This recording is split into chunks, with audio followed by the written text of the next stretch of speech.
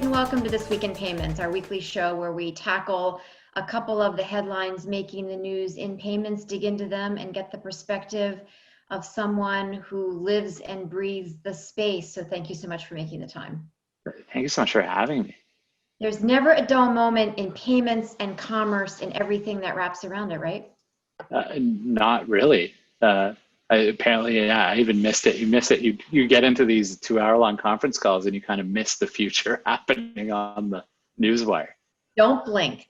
So speaking of don't blink, let's talk about something that is relatively recent. Actually, Amazon had its hardware day and announced a whole bunch of new things, new Fire TV sticks and gaming consoles and things like that, which is news making. But a lot of things related to Alexa and devices that are powered by Alexa.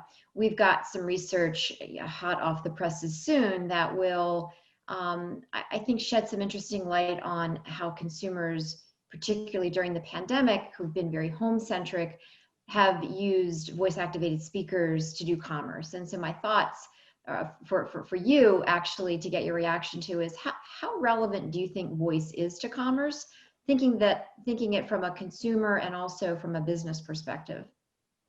Yeah, no, I think it's a very interesting question. And from my perspective, I mean, this is obviously a unique sociological experiment, right? Having everybody within their homes for I guess 24 hours a day to some extent for extended period of time, probably really has opened up lots of new use cases or on those kinds of things. What's really interesting, and you hear this talked about on a number of ways, is when you're in the office, that really has been dead time for voice activated anything. That kind of technology hasn't really penetrated our workspaces the same way it has our homes. And so that'll be interesting. So, I mean, yeah, obviously I'm guessing the news is good on the research, but in terms of consumer penetration, it will be very interesting to see what and when and how that moves into B2B, because those spaces just aren't enabled the same way, right? Those devices just aren't as prevalent in our workspaces today, and whatever they might look like when we're back in the office. Yeah, I think, I have a voice activated device with a screen, and I have to say it's a very different experience when you're talking to a screen versus talking to an inanimate object. It is a different experience, and it seems so natural, right?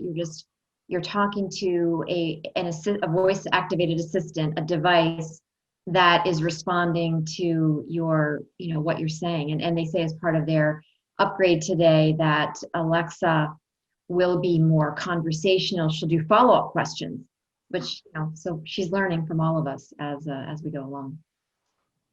And you've followed this space a little bit closer than I do. I mean, there must be really solid B2B use cases. I'm thinking, restaurants, people like that have lots of hard consumable goods. Like, there must be startups that are really exploring being that, a user interface layer like that for B2B kind of commerce purchases. Yeah, I mean, I think certainly for bill payments, just making those kind of purchases, still very nascent. But I mean, including on the consumer side. But there's always the financial transactions where there's concern over what information you may have to say into a speaker or to an assistant, that voice activated assistant that's private. But there are lots of use cases where voice is just a natural interface, and it's easy. And on that note, our CTO just sent me a note today. He said he had phoned his bank and actually did a voice biometric authentication. So that has no PIN codes or anything. That he talked for 30 seconds, and they're like, yeah, that's 100% Val. And I mean, that when you start to layer that over top of some of these voice activated transactions, that's a pretty compelling experience. Like, that's it goes from the opposite on the security spectrum to an extremely secure transaction. Yeah, no, it's there's a lot of good things with voice, so I think that's a space to watch. Also, a space to watch. This week was Small Business Week here in the United States, and we've seen so many initiatives launched by players large and small to really help small businesses get their digital first groove on.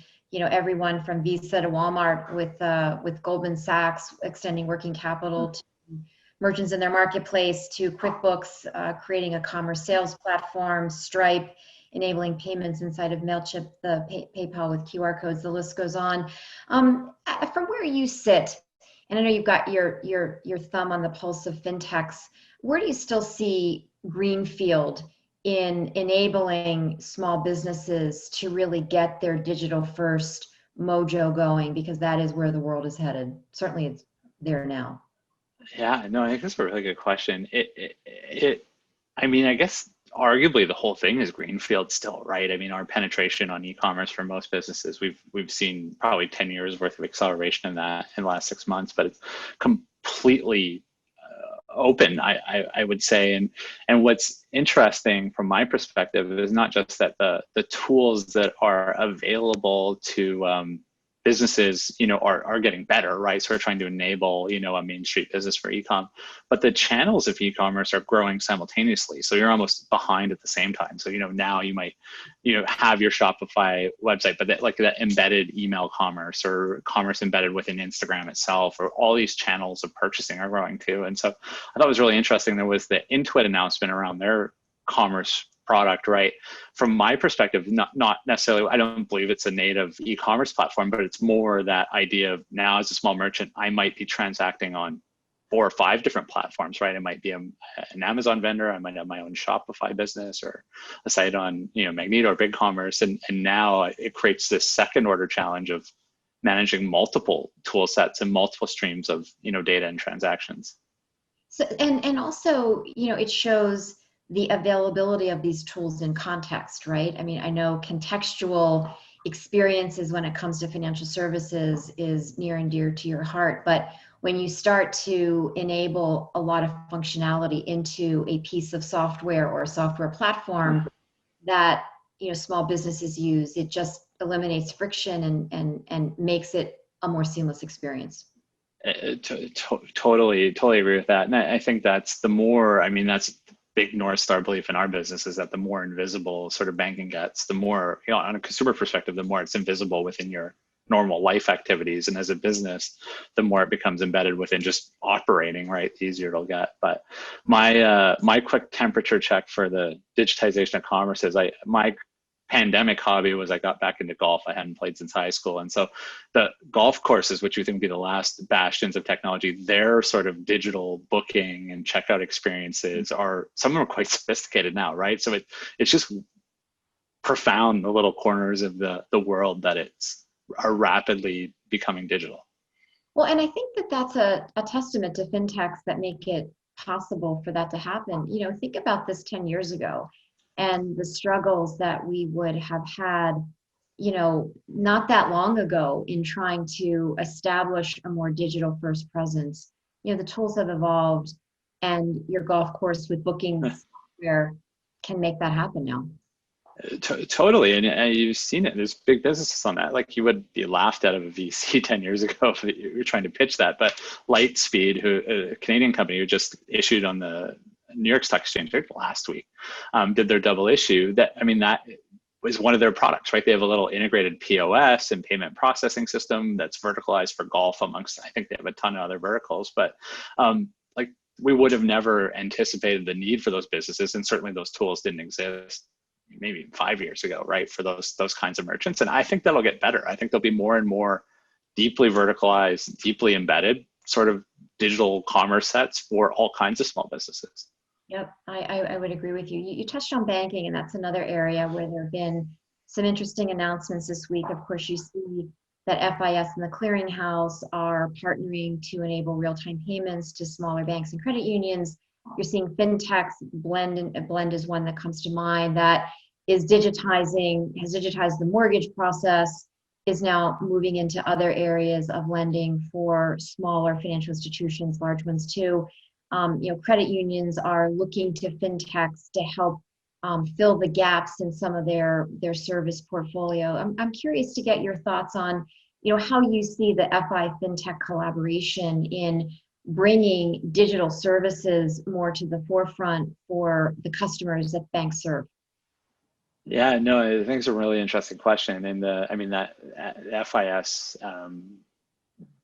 real-time payment thing is important news, right? And that, I think at a nation level, right, that we need in the US, all of those legacy fintech platforms, right? So Jack Henry and those guys, to get those long tail banks onto the system, right? Or that network is not going to nearly, you know, achieve its potential for impact, and we're not going to see the ubiquity of real-time payments without that, right? So that work is absolutely mission critical and in everybody's interest.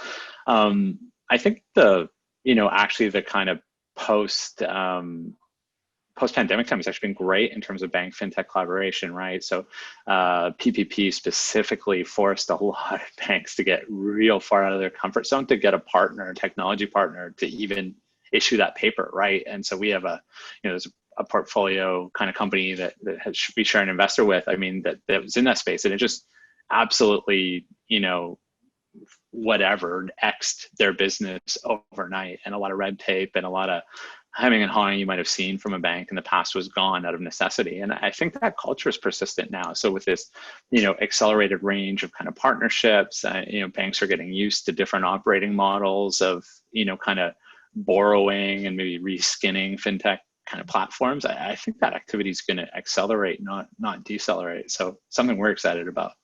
And is that your experience? I think now, there's always been we should build this ourselves. And, more recently, there's been such an appetite for collaboration, bringing fintechs into an organization. Although, that can also be a bit of a painful process with large legacy, ingesting services from smaller fintechs too. Yeah, no, and that culture will always be there, right? And it's universal. I mean, even tech companies sometimes get into that mindset, right? We could build it better here.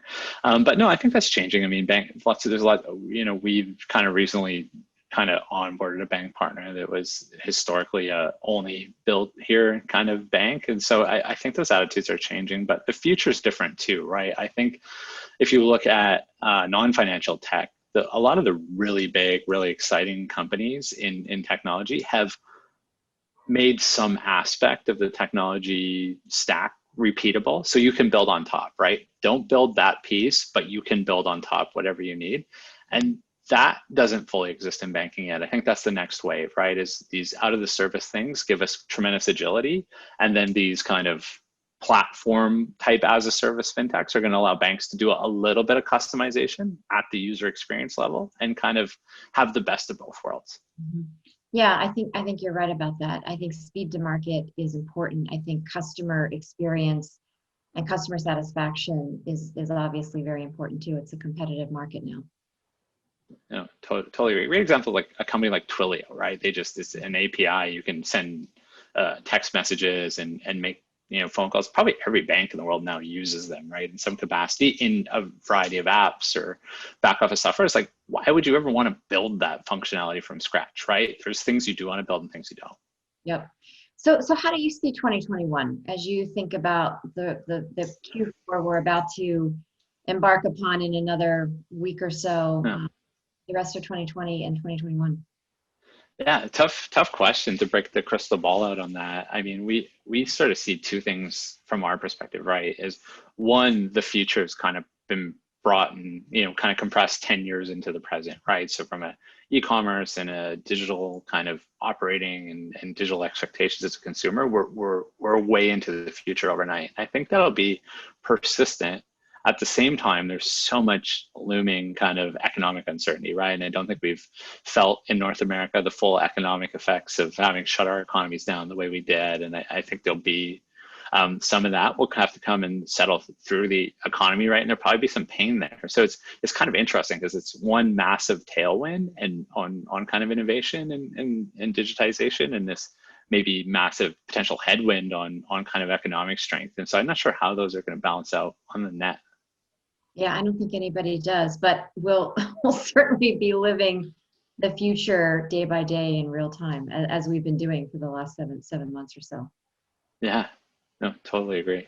Clayton, it was great to have you on the show. Thank you so much for your great insights. It was a fun conversation. Thank you.